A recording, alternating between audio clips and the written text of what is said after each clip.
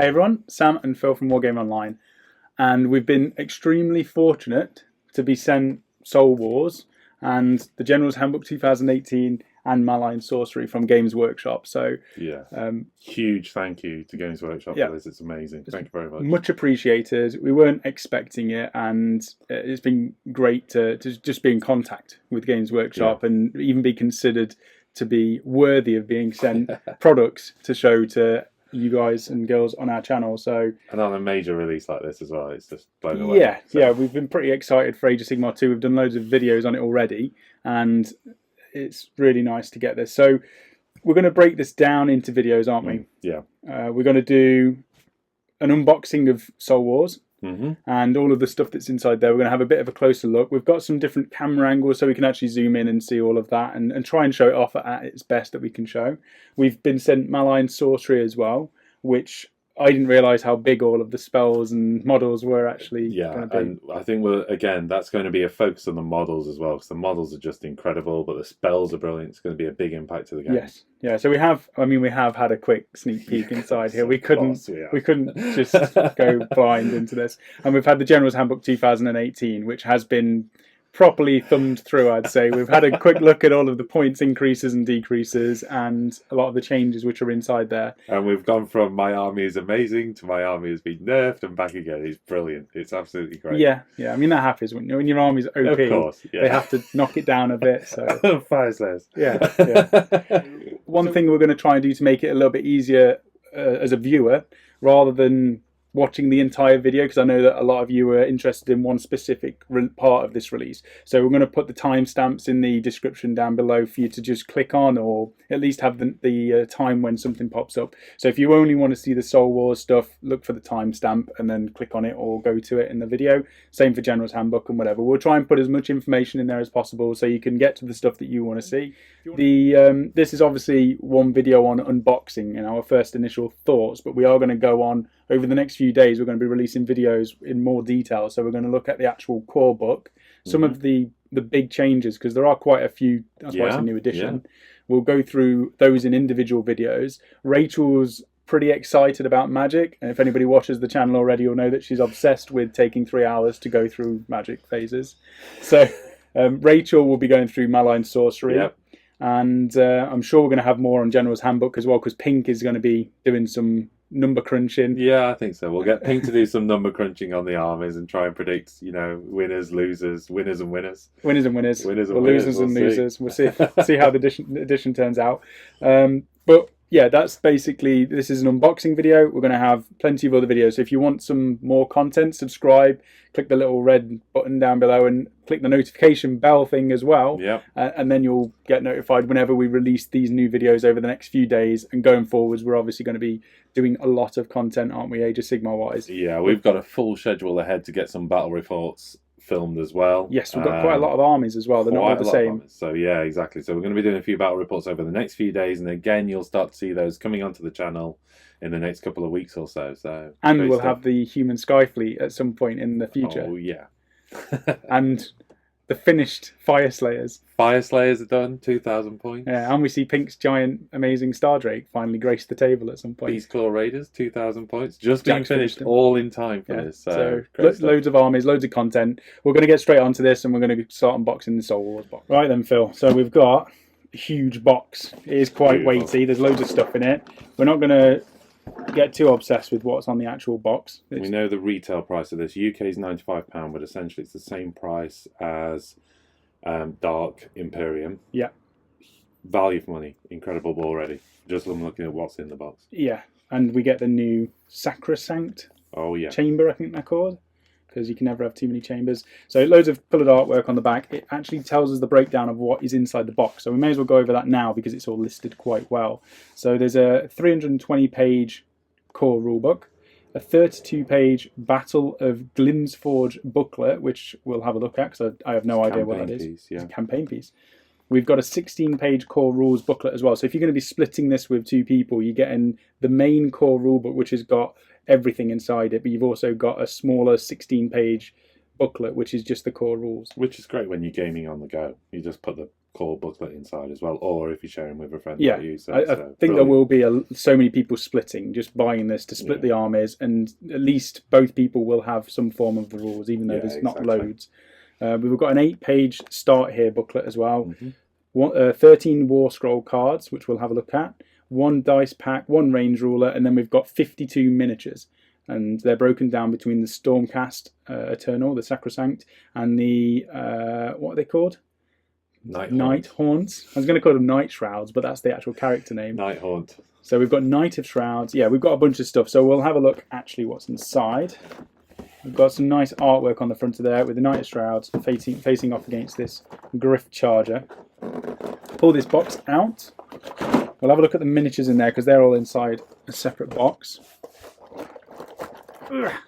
We've got the core rulebook, which is a huge rulebook. How many pages is this? 320, wasn't it? 320 pages, yeah. So that is a big book. We'll have a look at that. We're going to do, like I say, a more in-depth video on the actual changes and stuff that's inside there, if you want to position that around somewhere. We've got the Battle of Glim's Forge, so we'll just stick that out of the way for the moment. Core rules, that's a 16-page booklet. Start here. We'll have a look at all of this, so we'll just get it all out of the box at the minute. Instructions.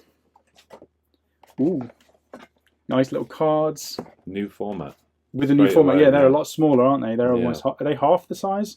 Yeah, we'll zoom in on some of this as well, so you get to see all of this in detail. And we've got next steps telling you what you can purchase next. Is there anything down? Ooh. And I think we've got the measure ruler. I love the these. Yeah, I know. Godsend. Just sit there whipping it all day long. Lovely dice. They look a little bit more Night Haunty than Stormcasty. Yeah, fair enough. We have transfer. And then they're new transfers, yeah. And then loads of bases. Yeah. And interestingly enough, the old pegs and slotters returning to some of the new format bases. Well, again, we'll have a look at that in detail. Let's get them out for the moment. Right, so we'll start with the core rulebook. We've got the female Stormcast Eternal Lady on the front with some really cool looking tattoo. We've got that artwork again and some really nice artwork. Now, we're not going to go through this book entirely. We're going to do a bit more detail with the later videos that we're going to be releasing in a few days' time, but we're just going to have a quick flick through this and see what is actually inside, other than amazing artwork, giant star drake, loads of chaos fighting each other. The contents, one thing in here actually is it's split up quite nicely. You've got, you know, it's about 100 pages of history and background, which is brilliant because now we've had, you know, a couple of years of Age of Sigmar. That history has been building. Black Library have been working really hard to build all of that. It's nice to kind of get all of that together in one place, where now you can kind of get that, the new realms and all the stuff that's happened since the Age of Myth and since the old time. So really good that it's collated together. So we've got 100 pages of history, but there's also another 100 pages focusing in on the factions of the mortal realms. So, you know, 100 pages on each individual faction and where they are actually taking part in the battles to come, and updating it as well, because like you say, they weren't really there before, whereas now they've fleshed them out and they're showing you what's happened to your force. Even if it's a not so focused on one like Free People's, they've got updates and some love in this. What we're seeing is things like Iden of Deepkin are now allies of Sylvaneth, and yet at kind of the start of the launch of Sylvaneth, Deepkin didn't exist. So what we're seeing is now the kind of the fuller story interwoven. Now some of the stuff has been released. It's great. Well, it's the same with the rest of the elves. We know Malarian and Teclis. We know Malarian and Tyrion are basically going to turn up at some point, and they're not in there. So when they arrive, I imagine they'll get inserted into all of the allies matrix at some point as well. Exactly. So 100 pages of history, 100 pages of factions, and then we've got 100 pages of rules, which it's 100 pages of rules, but that's including everything. That's all of your battle plans, the narrative side of things, the open play, the match play. So there's a lot of stuff in there, but it's split up into 3 main sections of the book. So we'll have a quick flick through here. We've got some Worlds of Legends, collecting Citadel miniatures, the standard stuff that you see inside these books, just kind of, if you're new to the hobby, you're new to Age of Sigmar, giving you an outline of what sort of thing you can expect to do. Now, flicking through this, we've got the Age of Myth. Now, this is 100 pages, and it's updating the story. It's telling you what's been going on from the beginning of the Age of Sigmar, well, from the Age of Myth and onwards up to the point where we're playing at the moment. So it's filled with artwork. We've got some lovely bits of details in here, and you can see how much text is included in this book. And this artwork is amazing. I need to find, where was that? Oh, I hope I can find it. There was an amazing piece of artwork with Slaanesh, wasn't there? Yes. Yeah. Oh, where he's chained. I think it's back there. I can there see we go. There we go. Right, so let's zoom in on this one. Now, at first I thought it was just a shadow, but this is Slaanesh chained up, and this is between the realm of light and shadow. And Tyrion, Teclis, and Marathi are basically draining souls or taking them back out of Slaanesh because he's gorging on them at the moment. So they're just basically trapping him and removing the souls. And they've erected these giant monoliths that are like floating on rocks with chains. Like, it's huge. This thing is huge. There's whole cities on the side of here. It's just chaining an entire god. It's amazing. This is the myth time, isn't it? That's what's amazing about this is you've got these like huge gods that are being chained and contained, and the scale of this is just incredible. Well, that's the thing. I mean, I've never seen a god. Like I say, I've never seen a god. I've never seen a god, but I've never seen them in a scale side of things. You don't see the chaos gods, so you don't really have any sort of. You can't really imagine what they are, but having it there, that is massive. You look at all the cities which are down here, and then the scale of that next to it, it's just incredible. I'm really excited, and we can see that he's got these pincers coming down here. We've got all of the little crab claws and tentacles and things. Anyway, let's keep going. So we've got loads and loads of stuff in here. The breaking of the Pantheon, that was when everybody decided to leave Sigmar and basically do one. We've got War Unbound. This is where chaos comes in. God Beasts, and there's all the novels that go alongside this, but it's just packed. Absolutely loads. The Hidden World, which is the I think that must be all about the realm of shadow, potentially. Yeah. Which is that? Malarian and Marathi. If he comes out looking like that, it's going to be pretty. Oh, it's going to be mental. Scary stuff. So we'll keep going through here. Now we've got the other thing that we saw. Here we go. The Mortal Realms. Now. There's how many realms, Phil? 8. 8 major realms. 8 major realms, yeah, and they're broken down into smaller ones. So we've got descriptions of all of the realms in here, what they're like, who belongs there, the battles which have taken place inside here. We've got a lot of maps inside this book as well, which is really cool, like this. And the maps are not like the first edition, really. Now they're less sort of illustration and more.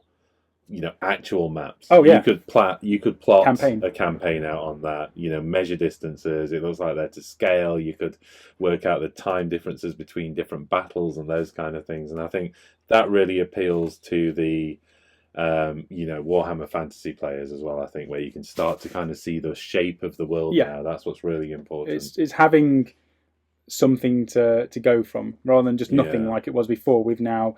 I can see this is your favourite realm. This is the realm of fire. Oh yeah, Fire Slayers. So I imagine you've probably already looked at this and decided to plan out some form of campaign to be hosted here. But it's just brilliant. The amount of even just all of the names and the shapes of everything. It's brilliant. We've got a lot of description in here of what actually goes off in these realms. And another thing we saw was these men. I think they're part of like the Free Peoples or something. Yeah. But there's these little pictures which I quite like for representing each of the realms. So you've got a fire one there, we've got a life one down here, and there's some really cool ones. I think my favourite was probably light or something. Another map here for the realm of life. So going through here, look at that.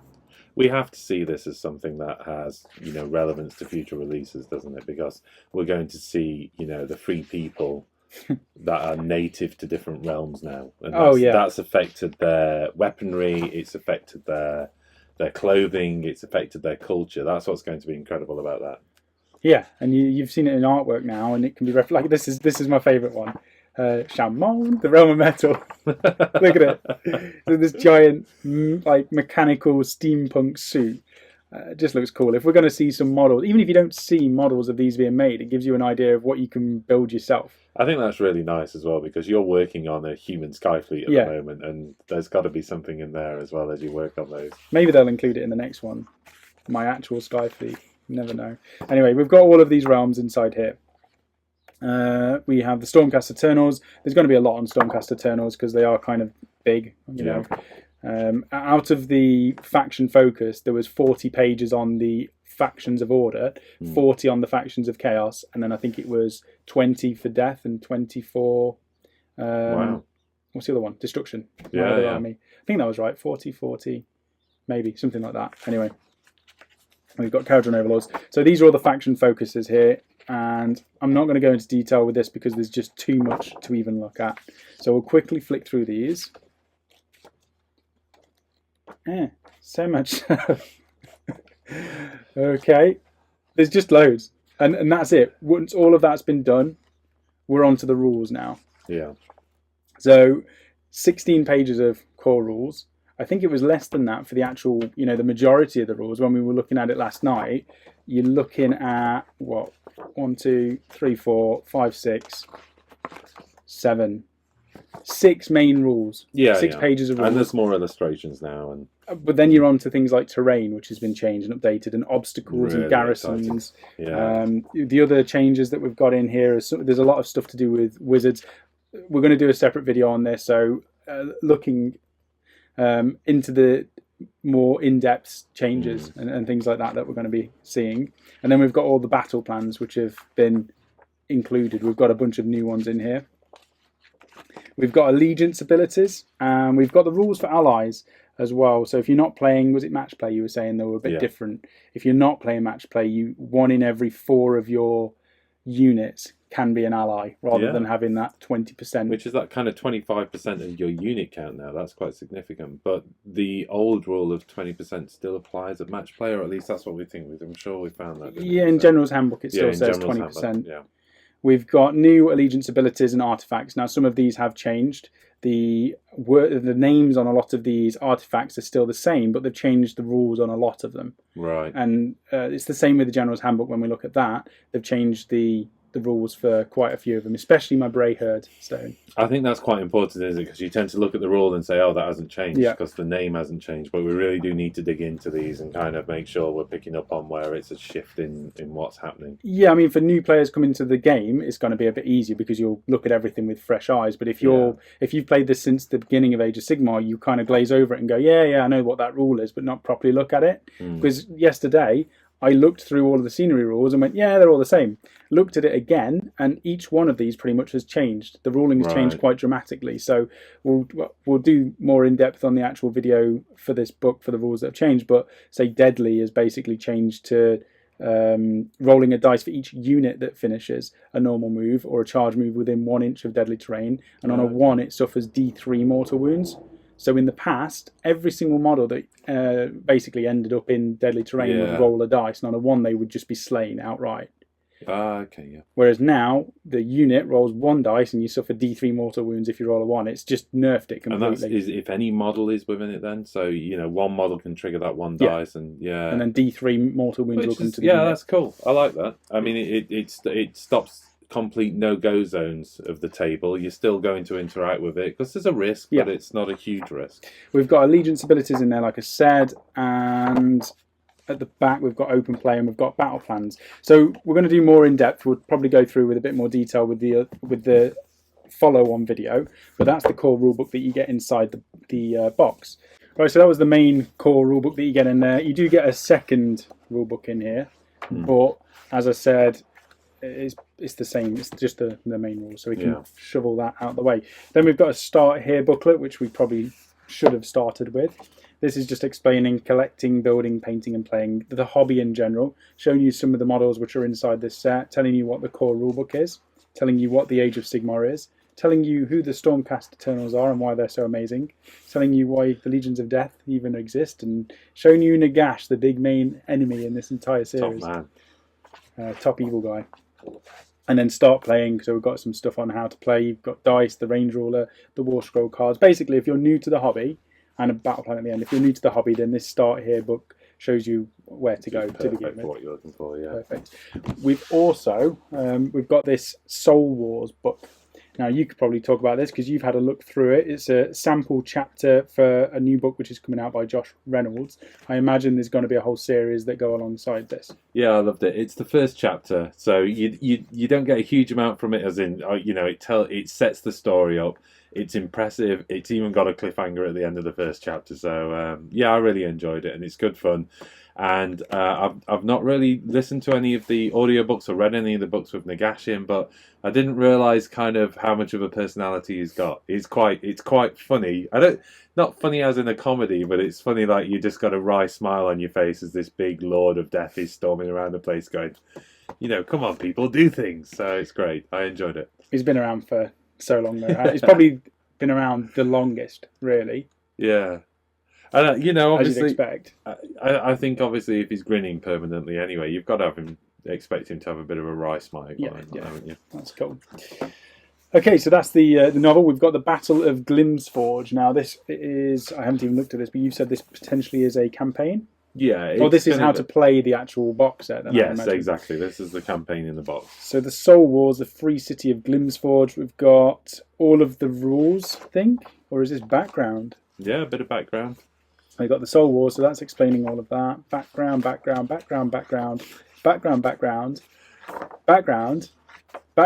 Oh, this is cool. So yeah. In-depth unit explanations of who they are, what they are, and why they're there. Exactly. Motivations, all the rest, which is nice because you've got these new characters into the storyline and the new chamber, and it's nice to know, you know, what drives them, what they're about. It's nice as well. It's almost a flip from the first release of Age of Sigmar, where there was nothing really. There was information, but there wasn't much. Whereas now they've realised that what people want is descriptions, background, and explaining who they are and why they're there. Yeah, and that's kind of what they've done with this. They've answered what everybody wanted. Really, they've given everybody what they needed. The models just look amazing. Absolutely blown away with how cool these look. I like these leathery tabards that the Ballista crew are wearing as well. We've got a full preview of all of the miniatures which are inside the box. So we're going to have a look at the sprues in a moment, but at least you can see them here in full colour. And again, push fit, incredible detail though. You'd never know. They're amazing. The posings are brilliant. I love these evocators. TW just do this so well now, don't they? Yeah. That's a new wizard unit, by the way. A wizard unit. Gotta have wizard units. Yeah. Sequitors. These have got some really nice rules as well. I love these as well. So we've got all of the undead stuff, and then at the back we've got some more information of each individual unit in the Nighthawk. I'm just going to go back to this as well because I was saying to you that I absolutely love the characters. I think they've done an amazing job at making these animated and looking like they're not, even though they're single posed miniatures where you can't really customize them too much without chopping them up. You don't need to because of how nice they look straight out of the box. Yeah.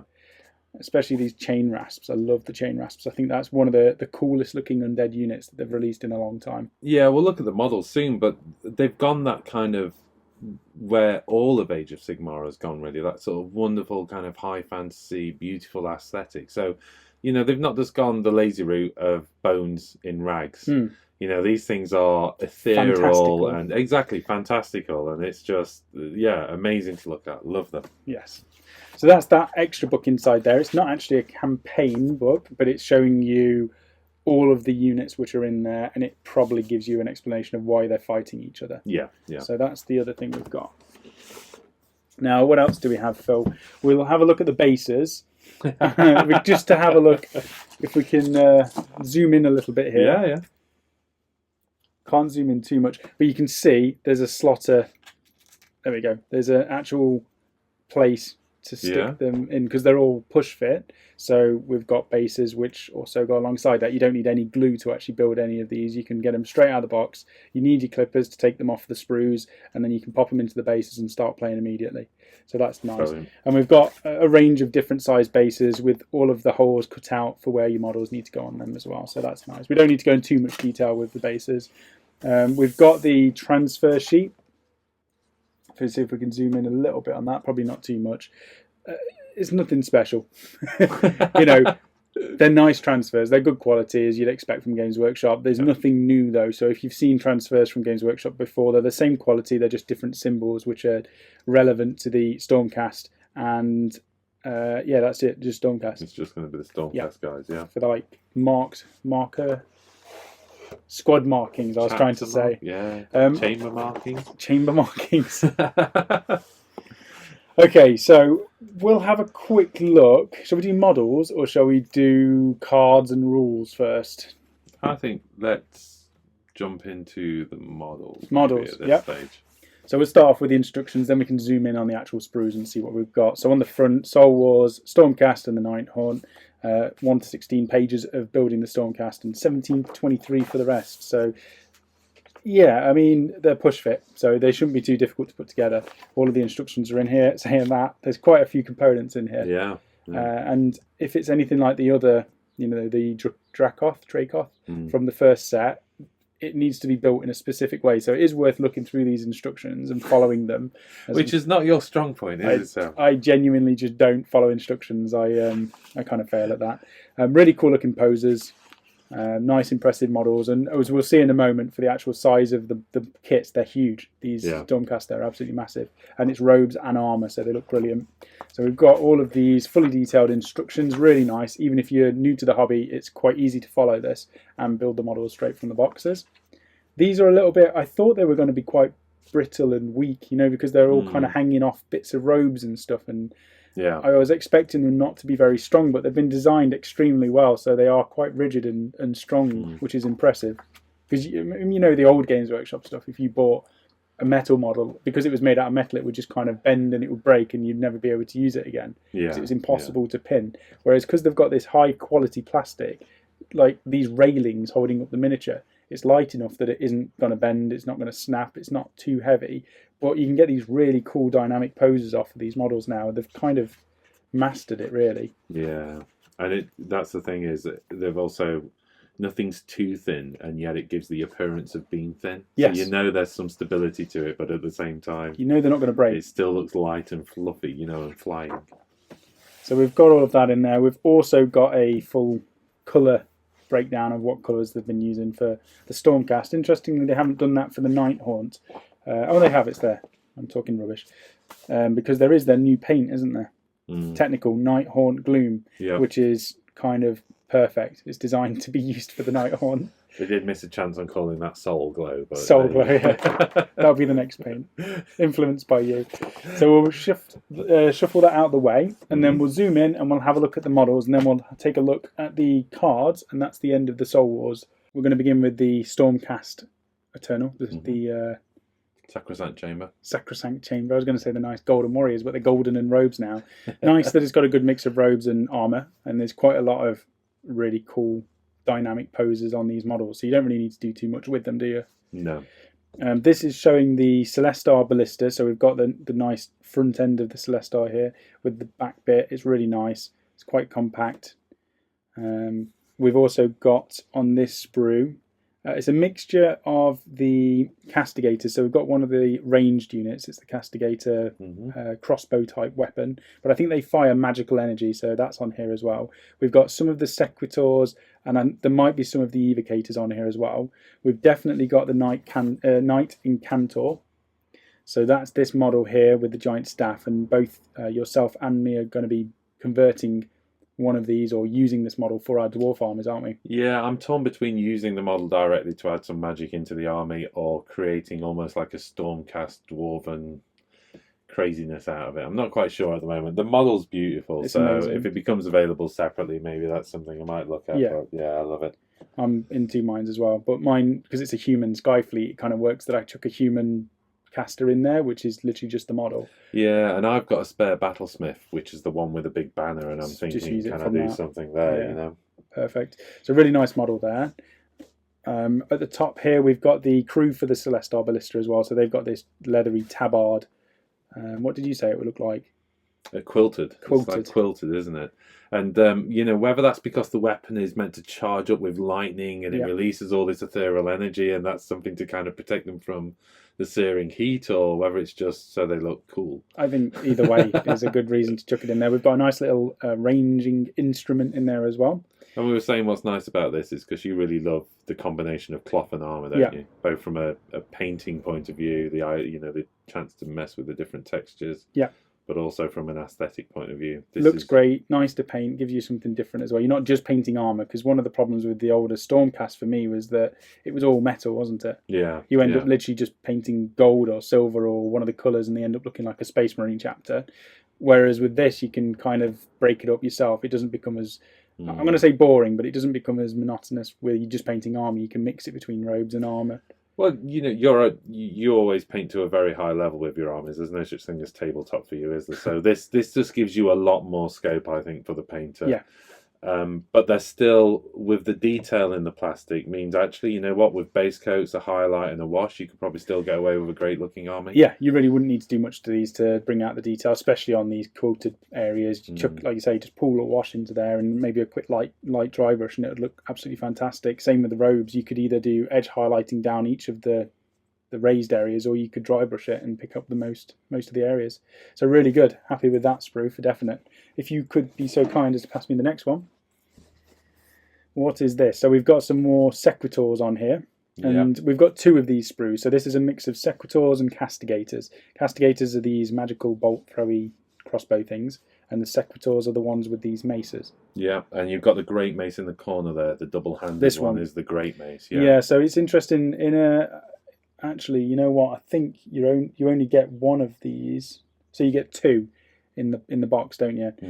Rules wise, 1 in 3 can be equipped with one of these great maces, right? And the leader of the unit, the prime, can also be equipped. So if you're going to be going for maximum efficiency, because the great maces are really powerful, you could potentially include 4 of these, but you're not going to get enough to do 4 of them from this box.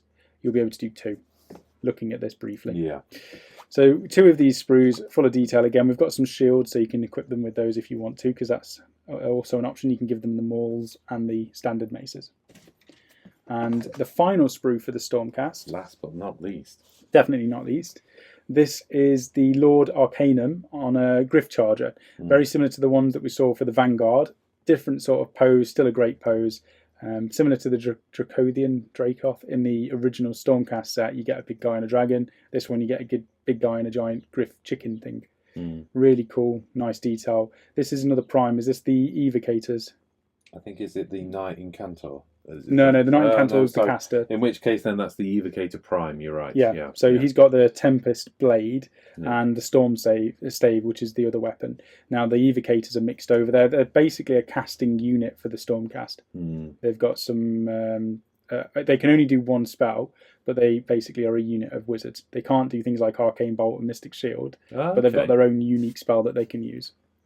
And we've got the giant hero character on there as well, which is massively complex, but it's been designed in a way that it can be all push fit together and done in a matter of minutes. So that's quite impressive that they've managed to make a model like this with this much detail and it all goes together. Yeah, it's absolutely within the realms of possibility that you could be snipping these off the sprue and you'd have them together 60 minutes later and playing the game. Yeah. That's what's amazing. Yeah, as long as you're okay not playing with unpainted models. Are you okay with painted? Testing again. Testing, yes. Testing again. Nighthaunt now then. Shall we shuffle along to these? Sure. Right, so the thing that stands out to me straight away is how dynamic this is. There's so many flowing robes. These are going to be an absolute joy to paint. From what I've seen so far, there's a lot of mixtures of ethereal colours. You know, from Games Workshop, they've done some of the real robes, like the Grim Reaper style robes, and with a mixture of ethereal stuff. And I'd be tempted to try and go as cloth-based as possible. Yeah. I know some of the spirit stuff down here, it's been painted in really light colours. I kind of wonder what it would be like in a darker colour. Yeah. I'm not sure if it would work, because it is quite clearly ethereal stuff as opposed to the cloth which is above it. But well, that first chapter of the Nagash book talks about how he takes form, and he has both an ethereal state and a solid state, and he kind of goes in between them, and that's, I think that's what we're seeing there. Is it as soon as it becomes solid, it starts off as ethereal, but they become solid when they go, as they form more. So I think you can choose some to be almost completely cloth, and then some to be completely ethereal, and play with that as a technique. Model wise, I'm actually blown away by how good these look. I've been banging on about how good the Stormcast are, haven't I? Yep. Look at the size of this Lord Executioner. So this is my favourite character in here. He's got a giant headsman's axe with spirit coming off it, which holds him off the ground, and he's got a giant hangman's noose coming off the back of him as well. That's just so dynamic. That is going to be an absolute joy to paint. Every single bit of that is going to be fun to do. And you've also got the Grim Reaper style stuff down here, the Grimghast Reapers. Anything with scythes is a win from me. There's some really clever stuff on the posing here as well. The Lord Executioner is actually attached to the base by the ethereal mist coming off the axe. So you've got a real sense these things are floating. It's just genius. It's incredible. I actually think both of these are going to be enjoyable to paint, and I can't decide which one. If I had a choice between the two of them, I genuinely couldn't decide which one I'd rather do. Because at first I'd said I'd have gone Stormcast all the way. Now I'm like, that character's amazing. These Reapers are amazing. The only thing I'm not too keen on in this box are the rat ghosts. What are they called? The Glaive Wraith Stalkers. Glaive Wraiths, yeah. Now, what is that you don't like? Because from a model perspective, they're amazing. Is it the aesthetic of undead the rats? aesthetic. It's nothing to do with. It's not the sculpt. The sculpt has been done great. You know, if you wanted undead rats, that's as close to an undead rat as you could get. Yeah. I just don't like rats, and I think it's from like repressed memories from fighting Mike more than anything. I don't like rats in any form. There is some reference in this chapter, the sample chapter, by the way, of those undead Skaven and how they come about. Okay, so that's interesting. You get a bit of that in there. So that's the first big sprue from those. What have we got next? Ooh, these are my favourite. As far as battle line go, I'm normally quick to just skip and go to the juicy stuff in an army. I genuinely just fill the battle line because it's the core requirement.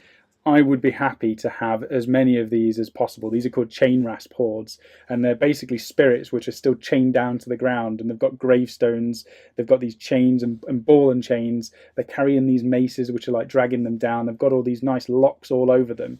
These are just incredible. So these are the undead that were all condemned murderers and those kind of things. And Nagash has got a sense of justice. Yeah. So it's in this chapter he was saying, you know, they've got the undead life they deserve, sort of thing. You know, I love it. Perfect. This guy here, Sam, I think if you can point to that on the camera, it's the one raising out of a gravestone. Is just incredible. You've just got half a dude coming out of the ground with a gravestone behind him. I like the one who's in the shackles as well. Yeah, brilliant. Very, very cool. And again, out of all of the undead stuff, the only thing I'm not keen on is the Glaive Wraith Stalkers, and that's like 5 rat things. And that's a choice thing, is it? I mean, that's. Oh yeah. I mean, we always go over positives and negatives of a kit, anything that we do, don't we? And the only negative I can pick out of this entire set is that I don't like the rat ghosts because I don't like rats. So it's not really a negative on the kit, it's just my personal preference. I don't like that model. I'm kind of excited by it a little bit because, you know, the way I see it is the realms are occupied with all these crazy different creatures. Nagash is the ultimate keeper of all their souls. So whether that's a Sylvaneth, whether that's a dwarf or a Skaven or those kind of things, you know, what Games Workshop is showing here is like undead aren't just dudes. You know, and they shouldn't be. They're always human, aren't they? Zombie humans. There's never a zombie dwarf or a zombie lizardman or a zombie, you know, a Croxigore. You should see them wandering around zombified, but... Yeah, but now I want to do like an undead army, but I want to take all my spare sprues from Sylvaneth and just have branches hanging out of crops and things like that. I don't know, can you animate trees? Well, they've got a soul. So, and Nagash can... Have they got souls, though? Yeah, soul pods. They've got soul pods. Soul pods. Okay, right, we'll move that one out of the way. What have we got next? We'll come back to the Sylvaneth debate. The Sylvaneth debate is just going to continue, isn't it? Ooh. Right. I'm actually liking the Nighthaunt more than Stormcast now, Phil. So this is the Knight of Shrouds on the ethereal steed. Huge. Massive model. I mean, we've not zoomed in on the camera, so looking between the Stormcast and the Nighthaunt, you can see the scales on these things. Look at the size of this. This is the Spirit Torment with keys hanging off the back of it and a giant lock on the side of it there. So what does he do? Just fly around, lock things up and chain them and then go, Guardian see you later. Of Souls, I think. Is that right? Wow. Incredible. Check out the helm on the right. The Knight of Shrouds, yeah. That is iconic, to say the least. I want to do these.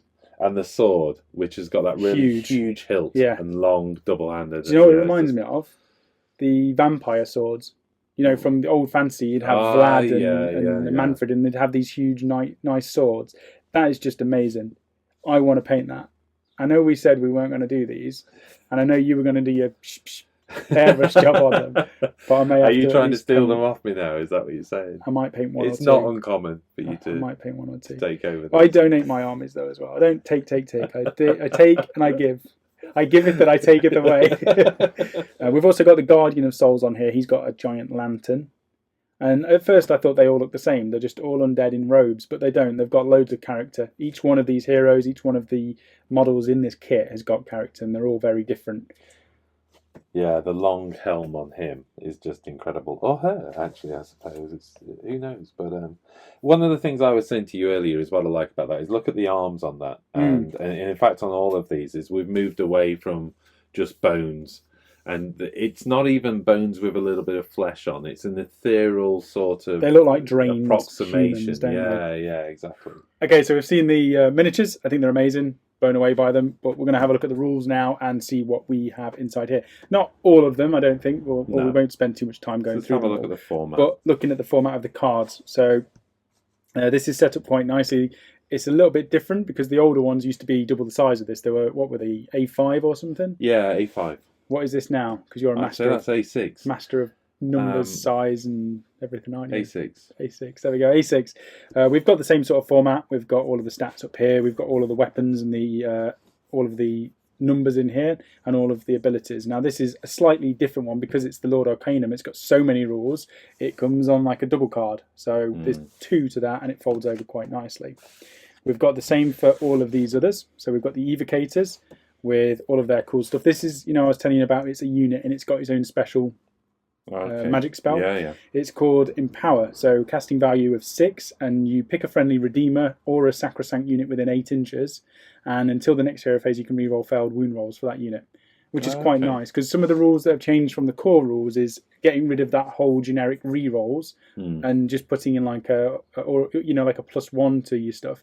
And it's nice that you can actually give something a flat out reroll failed wounds for a whole unit now.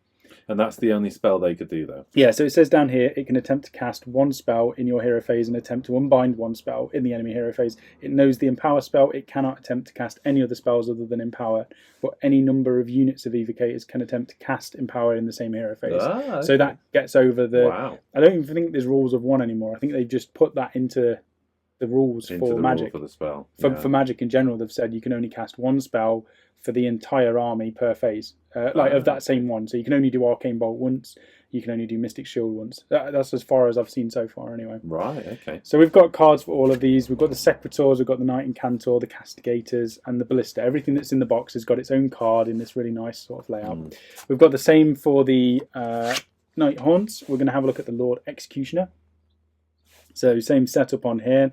One thing I've seen from the rules of the Night Haunt side of things, the Stormcast work very well by themselves. There's not too many things where they buff each other. We've seen one example with the Evocators. The Night Haunt are completely different. Pretty much everything has something which buffs something else in the unit, and you kind of want to do your Death Star army like Rachel likes. Right. In terms of play style, I think these Night Haunt would be perfect for Rachel because of all of the Death Starring. Do you think we've got Rachel's second? She doesn't like death. She doesn't like the models. Okay. She's waiting for Tyrion. That's what she's waiting for.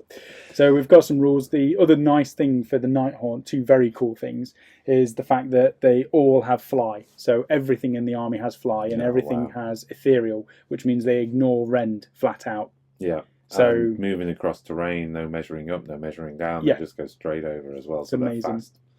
Some of these have got some nice damage as well. You've got the Grimgas Reapers. Something that's new to this as well is it specifically tells you the order in which you have to allocate the weapon attacks. Okay. So you have to start with the Scythe and then go down to the Death Knell.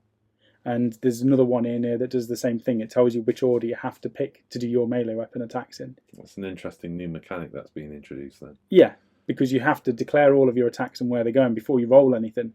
So you'll have to say, I'm going to do the Scythe on these, and then I'll do this on something else. And yeah, you can't just finish people off with individual attacks because you have to do all of your Scythe attacks first. So that's quite nice. We've got the same for the Stalkers, the Knight of Shrouds. I'm just trying to see if there's anything that was really good that stood out. This one was nice. The Lord of Geists from the Knight of Shrouds, the command ability. You can use it at the start of a combat phase, and if you do pick a friendly Night Haunt unit that's wholly within 18 inches of this model, and you add 1 to the attack characteristics of that unit's melee weapons. So it's quite, you can get 30 models within 18 inches and a bubble around this guy, can't you? Wow. And put that command ability on and give them all an additional attack, which is huge. And Chain Rasp, they've only got one weapon, so they go from 2 attacks up to 3 if you do that. But there's definitely some of these which can benefit quite nicely. So that's everything in the box. Pretty amazing value, to be fair. We've seen a lot of stuff, loads of really nice models. I'm quite, I've switched between the Stormcast to the Nighthaunt in terms of which models are my favourite, and that's literally while we've been filming this. Well, I've always been consistent, so I'm with the Nighthaunts. Probably do the Nighthaunts. But I'll happily do the Stormcast. No, it's fine. I've still got the human sky. I think we might have to get 2 boxes, Sam. I think that's got to be the answer. We've got to do the same arm. We've got to do one army. We can't both do the same. I've already stolen your Caradons. I can't steal Nighthaunt again. But amazing. The models are great. The cards are awesome. I like the fact that they've changed the sizes of these. What's incredible is they're half the size, and yet the text is clearer. They're easier to read. That's the thing. It's just a better use. Easier to transport. Yeah. The book is huge. I'm absolutely blown away. This was similar to the Dark Imperium. When they released 8th edition 40k, I was like, there's tons of stuff in the book. It was brilliant. And the fact that there's so much background now. Anybody who complained at the start of Age of Sigmar that there wasn't enough just can't say anything anymore. There's more fluff, more background coming out for Age of Sigmar than I would say is in 40k at the moment. Yeah. And the fleshing it out amazingly. And, I was talking to Jack as we were going over, Age of Sigmar versus 40k. We were kind of talking about the different play styles. And I think we were also saying there's a sense of the narrative, continuing and growing and expanding. And in that respect, you feel like there's undiscovered territory. What's coming next? Where is it going? What's going to happen next? Whereas, 40k is that end times thing, and it's all about stuck appending in the end doom. times. Yeah, exactly. They have advanced it, like they're bringing back the Primarchs and things like that, which has advanced it, but it's not to the point of this where I feel like you can take any idea and build an army around it in Age of Sigmar, like I've done with the Human Sky Fleet. Yeah. I wouldn't be as confident in 40k because, in a way, it's all established. It's been there for years. With Age of Sigmar, they almost had a blank slate. You can do what you want, and we're going to include this stuff which allows you to just do more and be more flexible. Yeah, and maybe the energy is actually just about those new factions appearing. Yes. It's so, we're seeing kind of narrative developing in 40k, but what we're seeing in Age of Sigmar is bang, new faction. And why they're amazing scope of models, etc., etc. Well, it's the tying in for me as well. Yeah. I mean, we're doing this as an unboxing, but we'll have a quick overview of why Age of Sigmar is so good in our opinion as well. Like, the fact that Slaanesh has been captured by the elves is a major for me. I love the fact that they basically dragged him out, put him down, chained him up, and then started taking all the souls. He is a he. Oh, it's a he in Age of Sigmar. I've definitely seen it in as official Games Workshop stuff. He is a he. And back to your greater knowledge. I don't have that much knowledge. But the fact that they've all kind of included that into all of the stories and they all work together. The Ideneth Deepkin with Teclis and Marathi being able to do the same. I can guarantee we're going to have Malarian and Tyrion taking the souls in a similar way and then doing what they want with them. It gives you a better idea of what is actually going on and what the realms are for. And this just fleshes it out. And it's a brilliant book. Absolutely blown away by it. The novels, I think they always do a good job with these novels. The authors of these books, I mean, I listen to the audiobooks more than I do the reading. But you've read that and you read books more than me. I enjoyed it. Big grin on my face throughout the whole thing. I'm sure 20% of that was just excitement of just opening it up and finding out what's going off. But it was a good introduction. I definitely want to read the rest of the book, so it's done its job. I want to know what happens. I want to know what Nagash is up to. I want to know what his Mortarks are up to. I want to know what the other gods are going to do about it. There's a little bit in there, no spoilers. Yeah. But the other gods aren't exactly happy about what Nagash is up to, so... Well, they shouldn't be. Of course not. You've got everything you need as well. This is the other thing we haven't really said. We're focused because we're obviously hobbyists. We've been doing this for a fair amount of time. We're looking at it from one aspect. But if you're new to the hobby as well, it's brilliant because you can get into the game. You can get into Age of Sigmar with this box set alone. So if you and a mate or even a family or whatever wanted to get into Age of Sigmar and find out what it was like, the box is set up perfectly for that. The fact that you need a box and some clippers. And you can go. If you're not doing the painting side of things, this box and some clippers, and you're ready to go. You don't need much else. Maybe a filing knife or something like that. But you've got two very nice armies, some amazing models. It explains how to get into the hobby. It explains how to expand in the hobby. It gives you the background. So if you're completely new to it and you haven't been playing this from the beginning or from the old world, it gives you everything. You can read through every faction and decide what's for you and which factions you're going to end up hating and despising and which ones you're going to love and want to win. It's brilliant. I think it's an amazing box. Overall, bravo, Games Workshop. I would give this, what, 9 out of 10? I think 9.5. 9.5? Yeah, so I'm trying to think how I would improve it, and you can't improve it in terms of the actual level of stuff that's been done. I think the only thing I would do is change the factions, and that's again not the quality of the box, that's just a preference side of things. You'd like to see different. You know what? I'm wondering why I went 9.5. I go 10. What's there to fault? What's wrong with this? There really isn't anything to fault, and the price is just incredible. Was it £95 in the UK? £95. This book will probably be 35, 40 Something quid. Like that. Yeah. You know, you at that point you're paying £60 for all of this. For all of this, you can easily buy 2 or 3 boxes. Anyway, we've done quite a bit of that. Hopefully, it's been eye-opening for anybody who hasn't seen it. For anybody who wanted to see a bit more of the details, hopefully that has helped. Let us know in the comments down below as well, because we want to see what your favourite faction is. If you're buying this for the fact that it's simply a bargain, whether you're buying it because you want the factions, but either both of them or just one of them. It'd be interesting to see whether people are buying it to split it or whether they're going to just do both armies, because I'd be tempted to do both armies if I was buying this. Wouldn't you? You're going to do both armies. I'm not. But what I'm saying is, if I wasn't doing the carriage, the models, you're right. Unless you're already massively into one of these factions, and you've heavily invested in what you're doing is looking to supplement these. Yeah. It'd be a shame to give either one of these factions away. Yes. You should give them both a go. Get them painted. Get 2 armies going. Yeah, it's always very more quickly, fun. Very easily, and at a very good price as well. Perfect. Shall we go on to the next part of the unboxing then? And we know this is a longer one. Normally we'd break these videos down, but like I said, we do the description. We'll do the timestamp so that you can skip to the bit that you're interested in.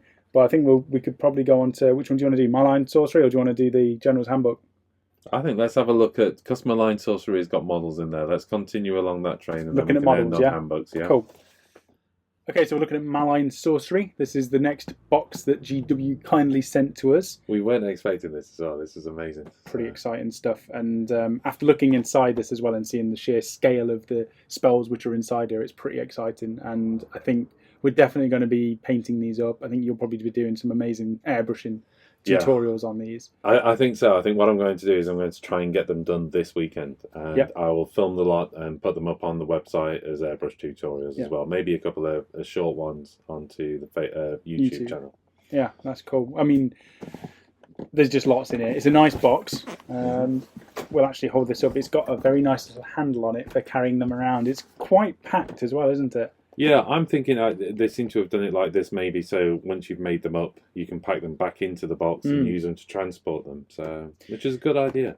Very good idea. And we've seen pictures of this on the Warhammer community page, and I looked at them and thought, yeah, they're quite cute, they're cool, but I really didn't, they didn't blow me away, if you get what I mean. Looking at them in person, it's changed. Some of these look absolutely incredible, and I think it's the size of them, and they've still got amazing detail, and there's a lot in this box. What is this recommended retail, like £50 or something? Yeah, I think they were saying it was about the price of a starter box, so we're guessing around £50. Yeah. And for £50 you get in what, an 88-page rule book, which tells you all about the Malign Sorcery rules and how to play them and how you control them around the battlefield. 14 War Scroll cards, 4 of all of those spells, and then you've got 17 Citadel miniatures made from coloured plastic, which we'll have a look in a moment, but there's different spells. So you've got the Purple Sun, we've got Ravanax, Gnashing Jaws, Prismatic Palisade. You know what, I'm not even going to go through all of these because Rachel will really enjoy going through this on the video later on, won't she? Yeah, exactly. So we'll unbox it, we'll see what's in there, and we'll leave it to Rachel to go in depth and talk about magic massively. So let's have a look. These are the cards, Malign Sorcery cards. We'll zoom in on those and have a look at those in a little bit. We've got a Malign Sorcery. Is this the instructions for building? Yeah. Yep. It's showing all of them in their coloured plastic, which is quite a nice addition. We've got quite a hefty sorcery book. More than I was expecting. I was surprised by that. I was expecting a little pamphlet sort of thing. And it's not just rules and stuff like that. Again, it's mirroring the rule book here. We're getting all sorts of background information on the very nature of the magic itself. Which is amazing. That looks cool, doesn't it? Amazing. I wonder if they're Malarians. Everything I'm thinking, is that I wasn't going to Malarians? say anything. Although that's the realm of death, isn't it? Purple Sun of Shyish, so that's death more than... Yeah, true. Maybe they're Terrorgeists or something before they're dead.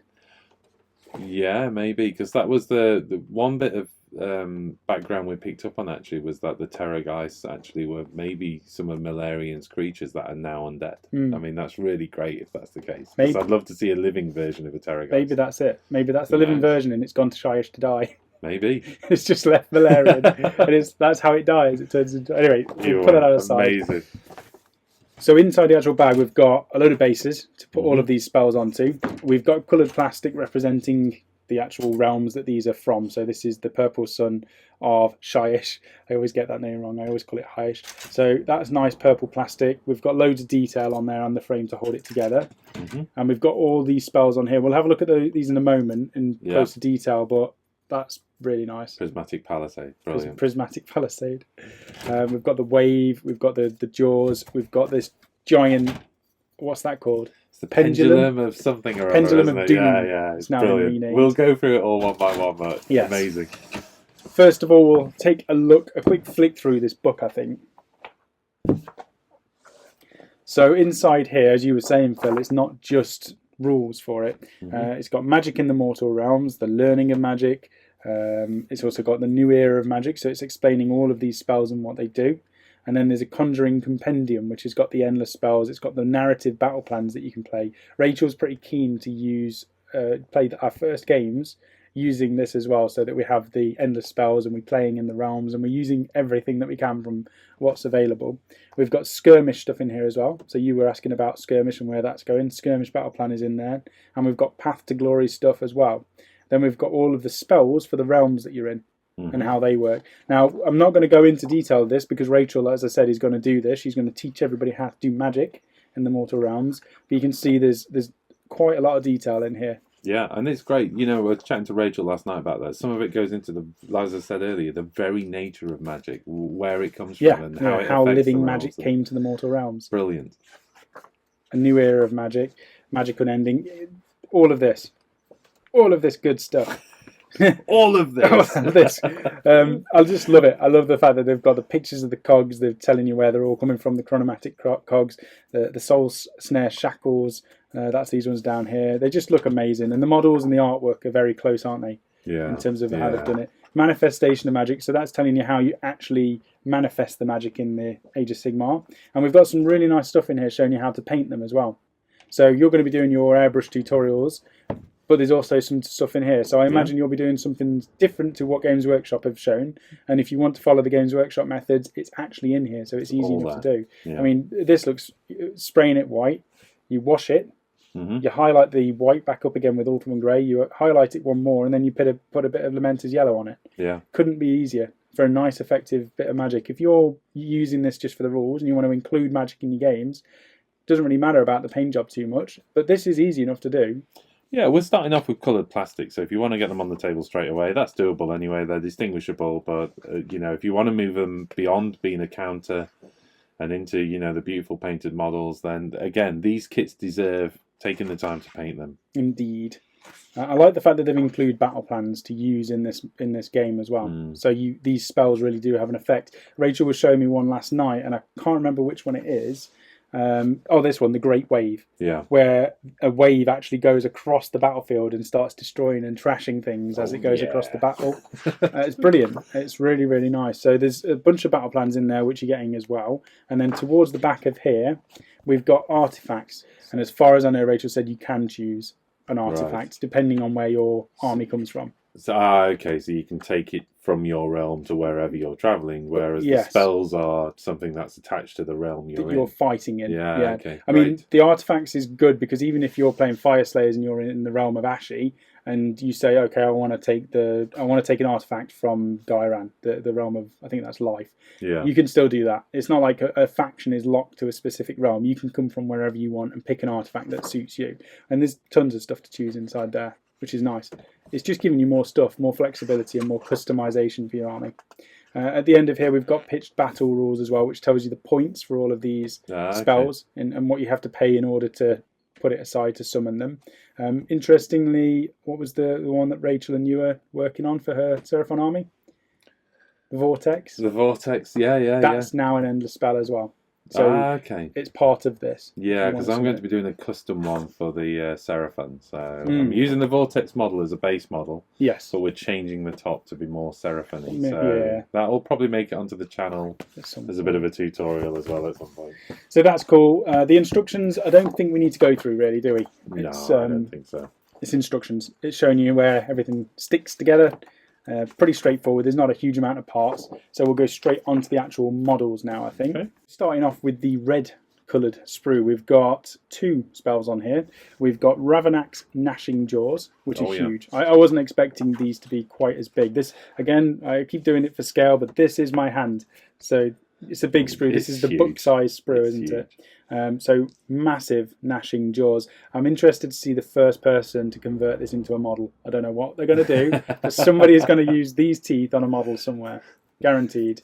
We've also got the Suffocating Gravetide, which has got an immense amount of detail. It's got this broken temple base, looks like a Stormcast base, with this massive wave with all rocks inside it. And interestingly enough, that's the only one that has the base included with it. Actually, that's not true. The prismatic one does as well, but that's about the size of a Knight Titan base, I think. Yeah, it's fair definitely. To say. It's huge. Probably not as wide, but certainly the size of it. Absolutely massive. And the front of this as well, it's great. These skulls kind of leading it away, ready to kill whoever gets in front of it. You could probably have a little shark or something, for your Ideneth. Oh, yes. Have like some seashells in there. Oh, if I've got some spares on the sprues, yeah, definitely. And some little fish jumping out, like an undead fish maybe or something. So that's the first sprue. Second one, this has got one of my favourites on it, and to be fair, it's not the most, I mean, it's detailed, but there's not much going off on it, but it's actually one of my favourites, and this is called the Prismatic Palisade. It comes with its base as well, which is nicely detailed. It locks into place in there, but I love all of these like ice spikes that are just coming out of the ground. It just reminds me of, well, tundras, glaciers and things like that. Yeah, like the crystal barricade kind of stuff as well. Really nice. If you're a 40k player as well, you'd want dozens of those for Necrons, wouldn't you? That kind of green crystals if you paint. That would be amazing, actually. I didn't think about that. Space Wolves as well. Yeah, maybe that. Okay, GW, could you please make terrain, which is just these? It reminds me of where we play Smite on the Xbox, and there's a character called Ymir who's an ice giant, and one of his abilities, he calls up this mound of ice, like a wall of ice, to block people off. It's exactly this. That's probably why I like it, because it reminds me of that. So that's the Prismatic Palisade. We've got the Geminids of Ulgaish on here as well, which was it those ones? Yes. Yeah. So they're the sparky looking shadow things that we saw on the tutorial in the book. Kind of yin-yang-y ones. Another one of my favourites with loads of detail. This is perfect for your Sylvaneth. Is the Emerald Life Swarm. Yeah. And that's just incredibly detailed. And that, as a conversion piece, that is going on a model in the future. 100%. Imagine that on your Tree Lord. Yeah. Coming out, like being cast from it or something. Or swarming out from behind Alariel or something like that. Or even Nurgle. Yeah, of course, yeah. Perfect. Or any sort of creature. You could do them as ethereal things as well. So I think they are an amazing kit. We've got the Malevolent Maelstrom as well, which is this giant thing. This has got a swirling skulls coming out of the faces coming out of this giant maelstrom. And then we've got the Burning Head. My favourite. Is it? Yeah, I love it. I wouldn't expect that. If I had to say one of these would be yours, I would have said it was either the Tide or the Swarm. I wouldn't have called that. The Burning Head for me. I just love it. I don't know whether it's because I'm a Ghost Rider fan. But... It does look like Ghost Rider, actually. That would be nice for a Knight Head. Yes, yeah. And I'm looking at this thinking, what would I use to convert it? That's what I do with it. But really nice kit. So that's those. What have we got next? We'll go on to the Grey Sprue. Yeah. Okay, so on here, we've got some really nice ones, actually. I'm pretty impressed. Two favourites on here are the Cogs and the Pendulum. Yeah. So we'll start off. We've got this Cog down here. And we've got another bit down here. It's just brilliant. It's proper steampunky. That would work with Caradrons or anything in the realm of Shamol. Yeah. Brilliant stuff. We've got the Quicksilver swords on here as well, which look brilliant. Being summoned up and then flying around the battlefield, chopping people up. Yeah. Really nice details. Again, waiting to see a conversion, a Game of Thrones style sword, throne made out of swords. We could probably see that. We have the Umbral spell portal, which I thought were mirrors at first, but I think it maybe is a mirror that's got portals in it. We've got Soul, Snare, Shackles as well. These are nice. They're kind of underwhelming compared to the rest of the spells for me. It's some shackles. Maybe it's because I've seen the Nighthaunt. You know, a lot of those have got the shackles on them already, but the detail is incredible. Yeah. They're really nice bits, and there's lots of them. It's not like it's one piece. You can kind of put these all over the battlefield. I actually like them quite a bit. Yeah. And then finally we've got the Ether Void Pendulum, which I love. Yeah, it's probably my favourite. You were talking about what could you use on the knight. Imagine putting that in the hand of a Chaos Knight. Easily. Like a Zeech Knight or something. Any knight. I mean, it doesn't matter what it is. If you put that, a knight wielding that, you kind of... I need that. I need that. The thing is, I could see myself buying another set of this just for the conversions. Because, like you say, that on a knight, and I need to do a knight, and I'm potentially doing chaos, that is going to fit perfectly. But you still want it for the game. You need it for Age of Sigmar, so chopping these up and putting them on your other kits is probably not an ideal thing to do. Really cool. And then finally, we've got the Purple Sun of Shyish, which is the biggest one, isn't it? Yes. In terms of sprues, this takes up the entire sprue for itself. So it's easily the biggest. I think this is a predatory endless spell. Rachel will go through the rules a little bit more, but this one basically flies around the battlefield eating things. I think it's the highest point value as well. Yeah. It's the most costly, but it's cool. Really cool spiky head thing. And it's so big, it's got to have a substructure to it, which is what that is. That's essentially a skeleton that you then attach the rest of the model to, basically. It's a Death Star. This is an Age of Sigmar Death Star. Yep. Finally, I say finally, we've got some brown bases. I understand the rest of them, why they've coloured them, but I've got no idea why they decided to go with brown bases. It's nice and it's a change, and I'd like to see every base going forwards being brown. Well, it's there's a little bit of metallic in there as well, isn't it? So I think it's a tiny bit of gold, isn't it, as well? But yeah, I think so. But that's maybe my eyes, not yours. That's wishful thinking. Again, I think they're going with the idea that if you don't want to get these things painted, you can use them as tokens, and they're special, aren't they? So if you've got this sort of they stand out on the table. If somebody says, "Where's the endless spells?" you can just say they're the brown bases. Yeah, over there. Except for those two. Except for those two, which aren't brown bases. Awesome. Okay, the final part of the Malign Sorcery is all of the cards. Now, we're not going to zoom in too much on these because I don't think we need to. We can just pick some of these out. Now, these are the same as the cards that we saw in the Soul Wars box set. They're the smaller A6 cards. They don't have the pictures on the back of them, which I thought, because they did that with all of the cards in the Soul Wars. So each unit had the picture on the opposite side, which was really nice. Could have put that on here as well. That's the only thing I could have said that, could have been different. That's the worst thing I can say about this. Absolutely amazing. I think these are going to help out, as all cards and all of gaming aids do. It's got all of the rules on here, and there's quite a lot of rules to go through, really, aren't there? There's a lot of details on here. Let's just pick out the Umbral Spell Portal as an example. So this is a single endless spell that consists of 2 models. Now, this is the 2 mirror style things. Yes. And if it is dispelled, remove both models, because the way it works is you can cast the spell and it remains on the battlefield, but you can enemies can dispel it later on in the game. Summoning it, so you summon it, it costs 5, casting value of 5. If it's cast, set up the first Umbral spell portal within 12 inches of the caster, and then you set up the second spell portal within 18 inches of the first. So it's an 18-inch jump between the two of those. Abilities-wise, if a wizard successfully casts a spell while they're within 1 inch of a spell portal, the range and the visibility of the spell can be measured from the other Umbral spell portal. Okay, so it's a range extender then. Yeah. That's similar to the slan ability. You know how you could have a skink priest casting the spell of a slan, and they're basically using them as... All the Kurnoth hunters extending command abilities for Sylvan F as well, Similar to that, but it's for any wizard, it's not a particular one. Wow. And it says, if a predatory endless spell, like the Purple Sun, finishes a move within 6 inches of the spell portal, remove it from the battlefield and set it up again anywhere within 6 inches of the other Umbral spell portal. So even if another endless spell goes within range of the mirror, it just disappears and comes back onto the other side of it again.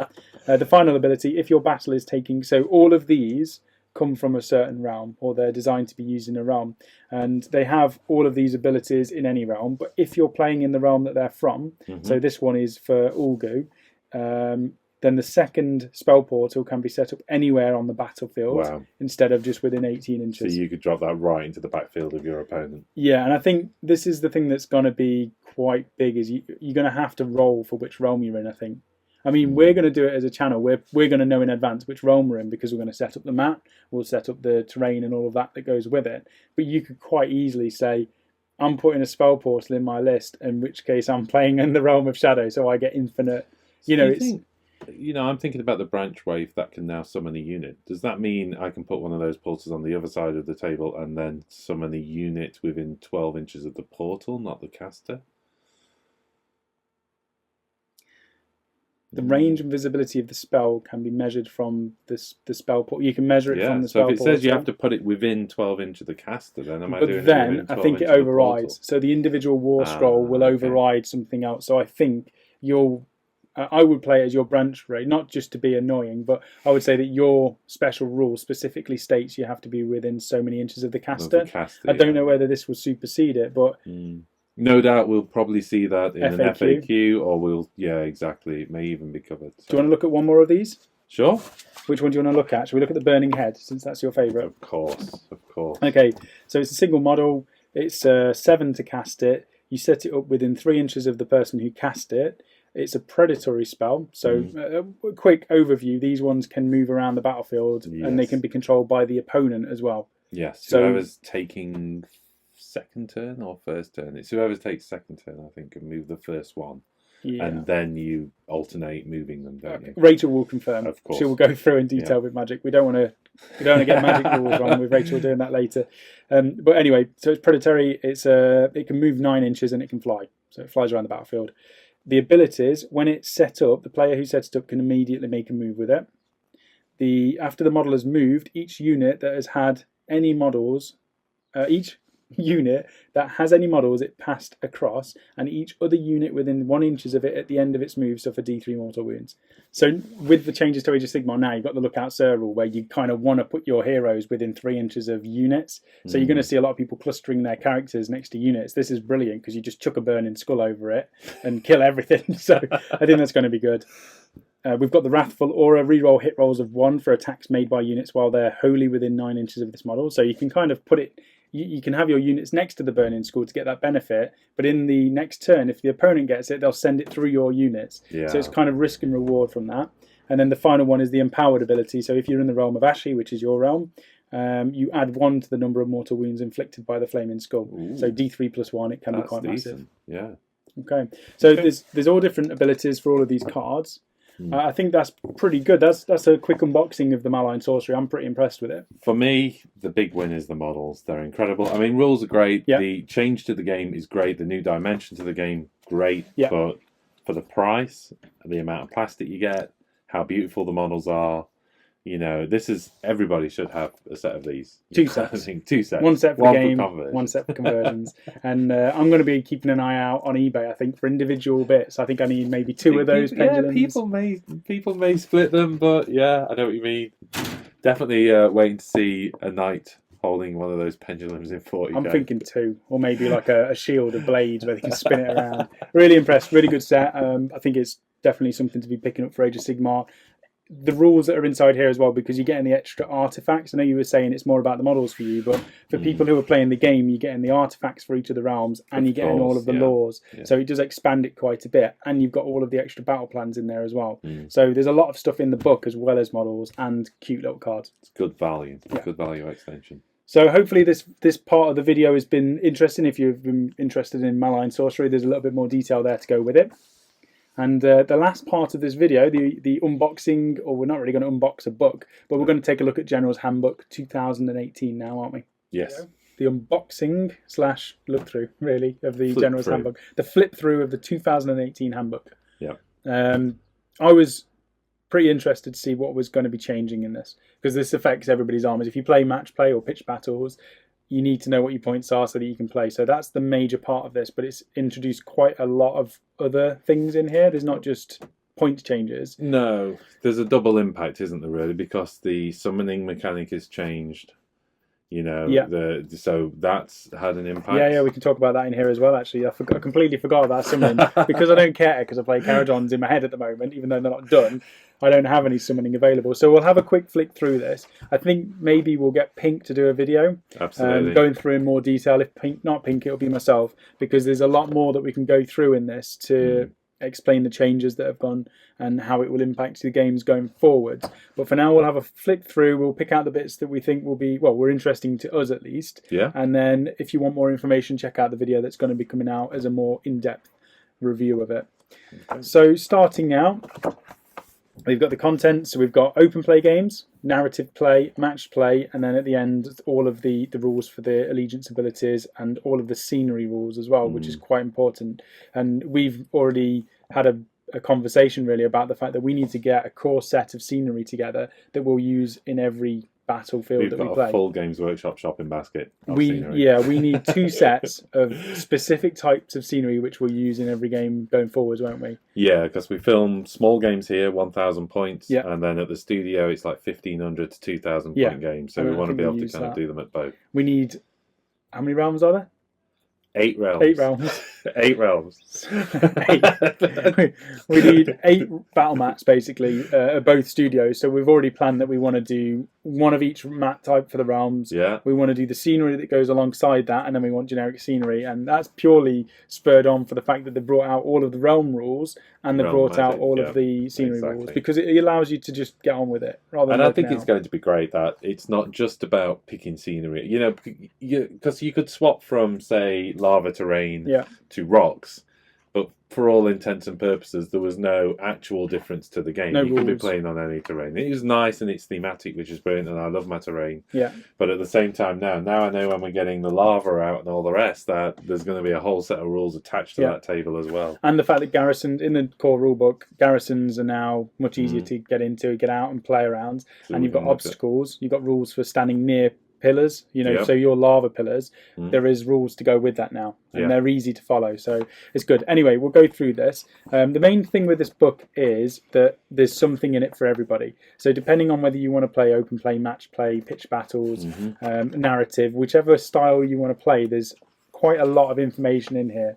So we've got this open world battle plan generator, which shows you all of the different, you can generate a different battle plan. So if you're bored of playing the same stuff, I don't know how you can get bored because there's so many to choose from. You can generate one, so it's almost endless. Or at least it gives you a lot of flexibility. And these are all the D6 randomized stuff that can happen. Well, we thought when we were looking at the core rulebook, didn't we? You know, now you've got the detailed maps of the realms and those kind of things. You can start to design your own campaigns, and then now you've got a mechanic to not only, you know, build a campaign around, but to design scenarios and battle plans. Yes, and you've got narrative rules as well. We've got aerial battles as well, which is quite cool. So if you're playing anything with a lot of flyers, you can include these rules for aerial battles, and there's objectives and twists that can happen as well. We've got this engine rigger who's probably going to get destroyed by this smothering ash cloud or something like that. All the battle plans that go alongside that as well. We've got narrative play games, as I've said. I'll get to it here. There's all these special rules that can come into effect during the narrative side of the game. So sheer edge, choose or randomly determine an edge of the battlefield to represent a sheer drop or a cliff edge. Oh wow. Units cannot move on or off the battlefield via that edge of the battlefield using any abilities. So you've got the Wanderers stuff. My Brayherd, you know, that literally just cuts the deployment by 25%, unless they can fly. So if you can fly, you can fly on. Similarly, units cannot be set up within X amount of inches of that battlefield edge using rules such as reinforcements unless they can fly. So it literally just, I mean, you'd think that doesn't affect much, but as I've just said, Wanderers and Brayherds, that limits it by quite a bit, and you've almost got it guaranteed where they're going to turn up. That's just a standard narrative rule, and it's quite cool. You could build a big cliff edge and have it coming off the edge and stuff. Well, you've got things like the Skyfleet, you know, mighty cities, the flying cities, and those kind of things. So you can say that's the edge of one of those cities. Skyfleets, we've got historical battles as well, so you can replay stuff inside here. Well, that's nice because the history is building up. So now the whole idea of going back, you know, like this Battle for Orcs Rift and things like that. You know, now you can play them. You've got legendary traits, gift of the gods, extra spells and stuff. So there's a lot of extra bits that are included in here that you can add into your games if you want to. As I said, there's loads of battle plans, and they're for narrative, match play, and everything. We're going to quickly flick through this because Here we go. More battle plans. Some of these have changed. We've got this one, which love it. I said I really never wanted to play, but you were quite keen on it. The relocation orb, and you basically put an orb in the center of the battlefield, and it moves randomly around the battlefield. And if you roll 1s or 6s, it can move twice as far. Yeah. So it can end up like pretty much any deployment. Hopping around all over the place. Yeah. So that one's going to be quite interesting for deployment. I like the idea of having like the objective as a squig. Yeah, so just randomly just running around. Like he's got some gold in his mouth or something. But you know what? The Malign Sorcery, the jaws. Yeah, exactly. You just have that as the objective. It's a giant orb that eats things. We're on to pitch battle profiles now. So this is quite a big area of the book. We're up to 62 pages so far, and we've got into the actual, the meat of the book. So 63 up to 137 is all of those rules. So it's the same format as we've seen in the old General's Handbook. Anything that's had an update, so whether it's gone up in price or down in price, has got a star next to it. So to quickly see if it's been affected in some way, shape or form. It's got all of the roles and all of the notes in there as we've seen in the previous General's Handbook. We won't go through all of these, but let's just get to some that our own armies. Sure. Which one's going to pop up first? Let's see. Where are we going? Where are we going? Now, something I didn't see too much of a change to is the death. Death didn't get many changes at all. Yeah. Legion of the Gash didn't really get touched. Nighthaunt didn't get touched apart from the Black Coach. Destruction had quite a lot of changes. They've been hit up and down. And I think the stuff that we've seen the most changes to are the ones that don't have summoning. Yes. To put them a little bit cheaper to kind of work with it against the ones that do have summoning. Iron Jaws got taken down a little bit. It was only really the Mega Boss went down by 20 points. The Ard Boys went down by 20 points, I think, as well. Nothing huge. Let's get to the order. Fire Slayers. Do you want to talk about Fire Slayers, Phil? Yeah, how rubbish your army is now. Well, it's not been too bad, actually. I think when you actually look at the characters, all of my characters were a flat 80 points if they were on their feet. Really cheap. The Magma Drops I always thought were relatively cheap. I thought they were they were cheap, weren't they, really? But so what's been hit? The Magma Drops, strangely enough, haven't been touched. But I think it's telling that you see the Rune Smiter, which is the character that gives you the ability to teleport. We've seen that go up from 80 points to 120 points. Which is still a bargain. But it's a jump. So if we were to take, say, my 1,000-point list, I've now got to think long and hard about whether I can really afford 2 of them and the Magma Drop. I think I've got to start questioning what goes in. But you put that on the same level. So you're paying 120 for a model that lets him and another unit teleport, as well as giving a unit rerolls to wound, is it? And they both simultaneously get put into tunneling underground for deployment. So it reduces a drop. I don't deny it. So I'll just tell you what the 120 points is for me, which is either an Endrin Master. So an Endrin Master, 120 points now. I can heal one of my vessels D3 wounds per turn. That's massive. Those things are so potent. That's definitely better value than my runes. Were you telling me that just to upset me? No. D3 wounds per turn. I'd rather teleport a whole unit. You don't need a vessel. You just teleport. A 30 block? 30 blocks here. I'm like, I'll just fly. Oh, Sam, you're hitting the salt levels already. No, I think overall, I'm happy with the Fire Slayers. It's I think they've been hit where they needed to be hit.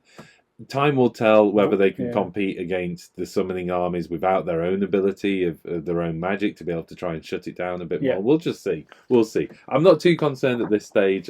We need to play some games, as you always do.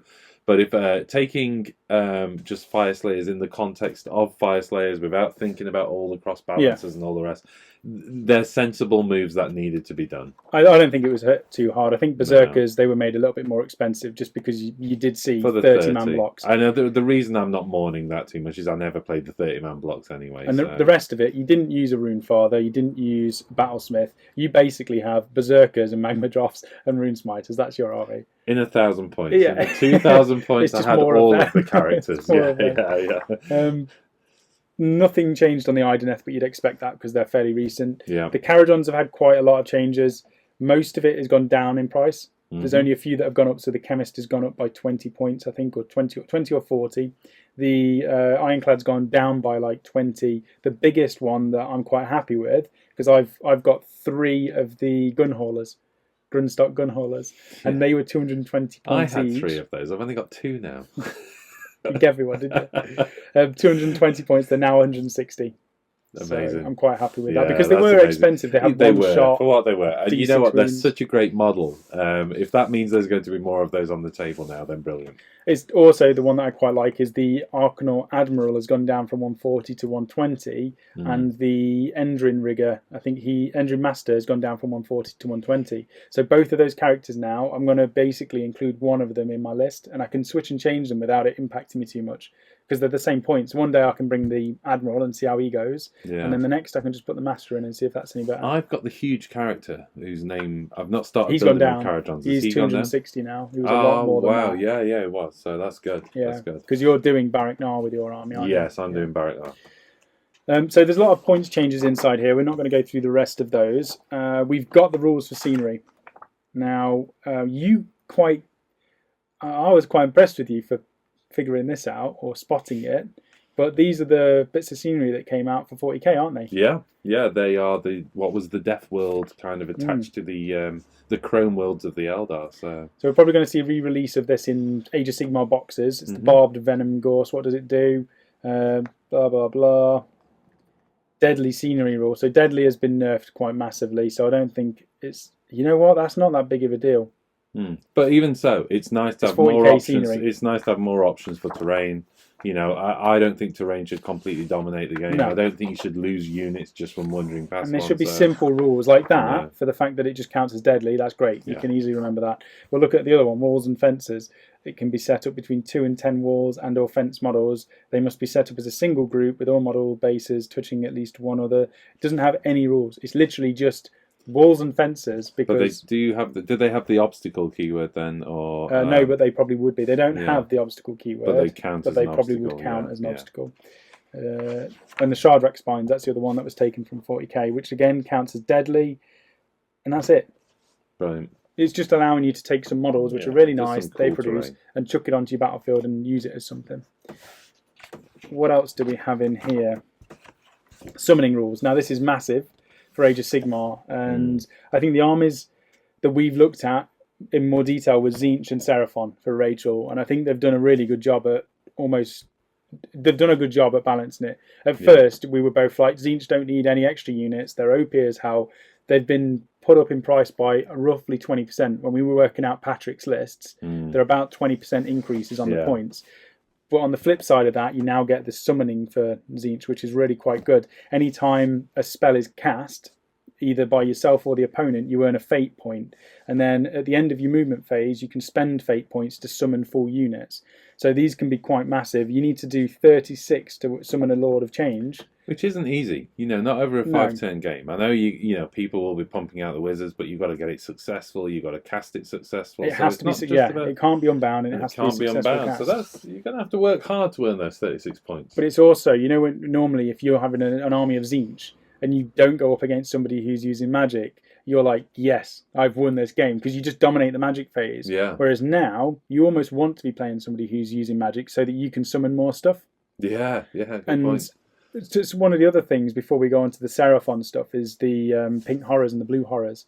When you kill them now, they get their own summoning points to summon the blue horror. So if you kill a pink horror, you get 2 pink horror, blue horror points, or you can choose to cause mortal wounds. And then when the blue horrors die, you can take brimstone horror points. So basically they just break down. Pinks go into blues, blues go into brimstones. So you pay 200 points now for 10 pink horrors, which when they die can be turned into blue horrors, and then when they die they turn into brimstones. And they're giving you summoning points, but they're specific to be able to summon that type of unit. But you can use your normal ones. So you can complement them with the normal ones, and so if you cast 5 spells, you got 5 fate points. Then if your pink horrors die, you can add some of those to your normal fate points and summon more of them. It's really nice. It's quite flexible. I think we'll see some nice tactics being played, especially by Patrick, because he knows what he's doing with that. The Lord of Change is nice. The fact that it's 30 36. I think you can get there if you you're know. You can get there, and it's going to be late in the game. And can you imagine your opponent's face when that Lord of Change drops in at the last turn? And he's 380 points now. Wow. From 300, he's gone up 80 points. So if you summon that, it's a huge chunk of your army. And in the bigger games, we're looking at this thinking 1,000 to 1,500. If you're playing 2,000 to 2,500 and you're playing at least 10 to 15 spells a turn, and playing something like Tzeentch, you're going to get a good number of those off. Yeah. So having a look at the Seraphon, because that was the other one that Rachel plays, and the way that they summon stuff is quite different. Now, they have the normal Seraphon abilities. That's not changed, I don't think, at all. No, that's all still the same. But Celestial Conjuration is how they summon stuff. And they do that by not casting spells. So if your Slan is if your general is a Slan, and you choose not to cast a spell... Which then they can do, what, 3 or 4 a turn? Sometimes 3 or 4. Slan, I think, what's his name? Croak can do at least 4. 4, I think, yeah. So. For each spell that you don't cast, you receive 3 Celestial Conjuration points. So let's just say 4 a turn. 3 per spell. Yeah. 4, what's that? 12. 12. So 12 points a turn, yeah? Yeah. On top of that, at the end of your hero phase, you receive another Celestial Conjuration point if your general is a Slan. Okay. So that's 13. And then if you have a Saurus Astrolith Bearer on the battlefield, you earn another D3. What? So that's between 13 and 15 points per turn. Yeah. Maximum. So what's the cost of some units then? So with those points, you can summon a Bastiladon for 24.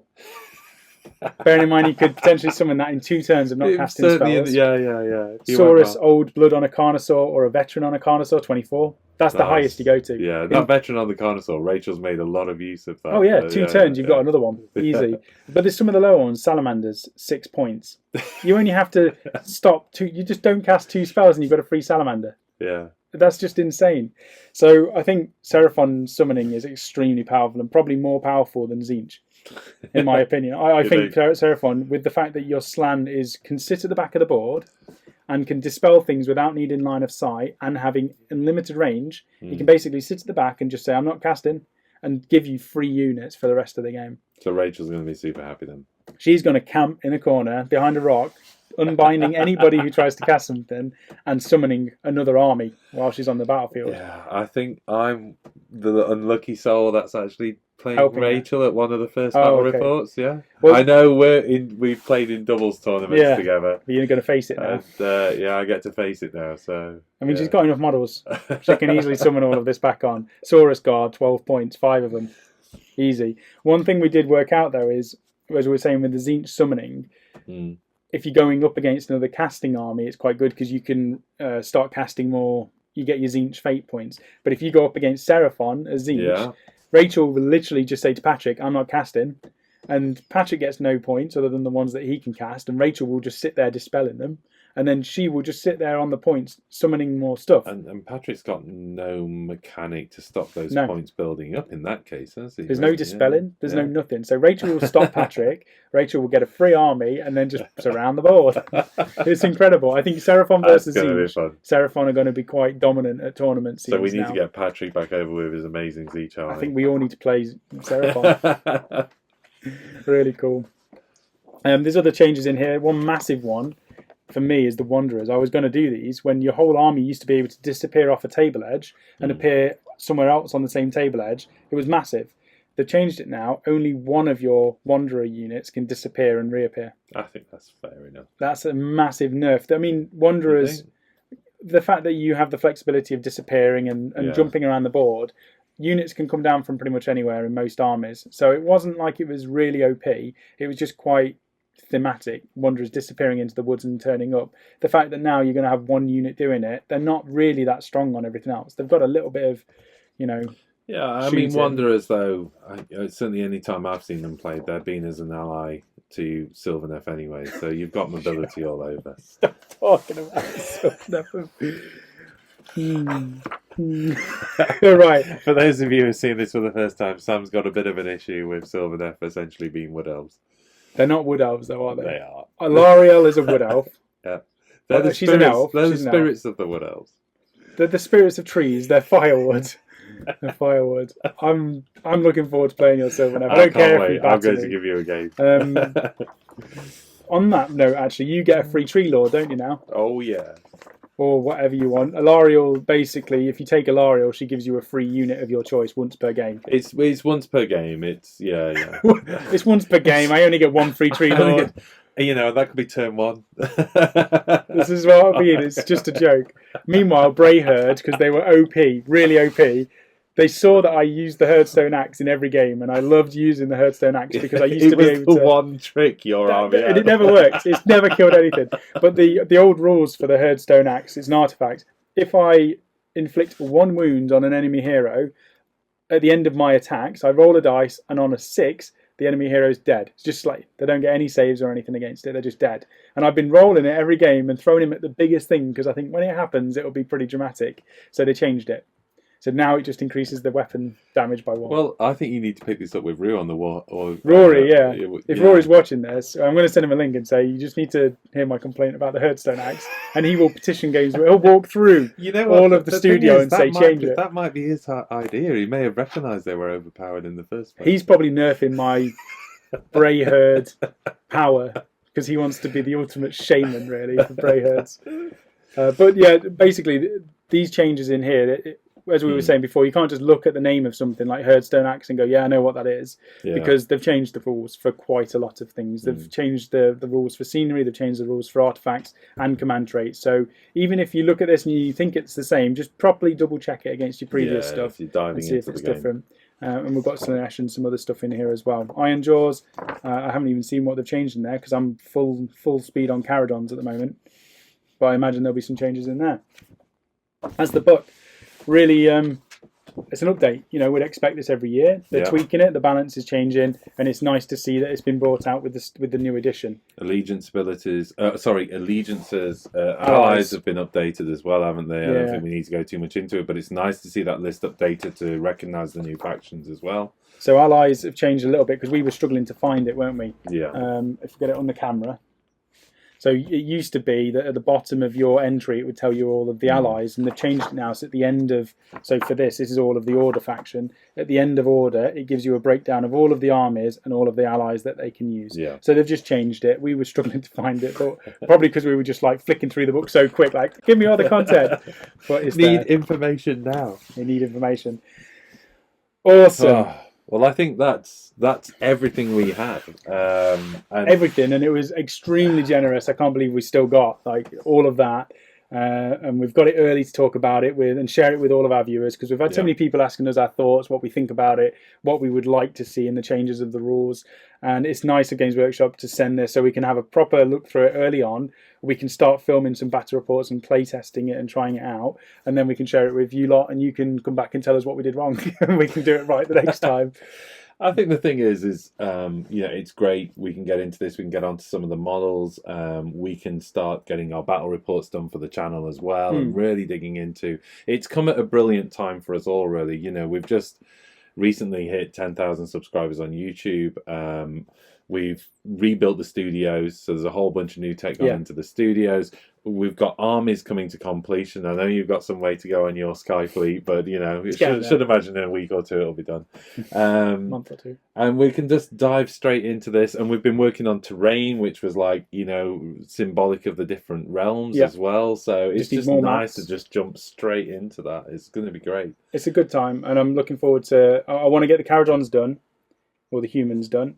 And I want to go to a doubles tournament, knowing all of the rules and start to play stuff again. I think end of this year, early next year, we're definitely going to be going to whichever doubles tournament pops up. I think the last quarter of this year, there's a doubles tournament. I need to get it done for them. Right, we'll be there. We'll be there. And if not, we'll do our own tournament. Warhammer World, that is, of course. There's tournaments all over. Oh yeah. But I like the doubles from Warhammer World. They're really good. Yeah.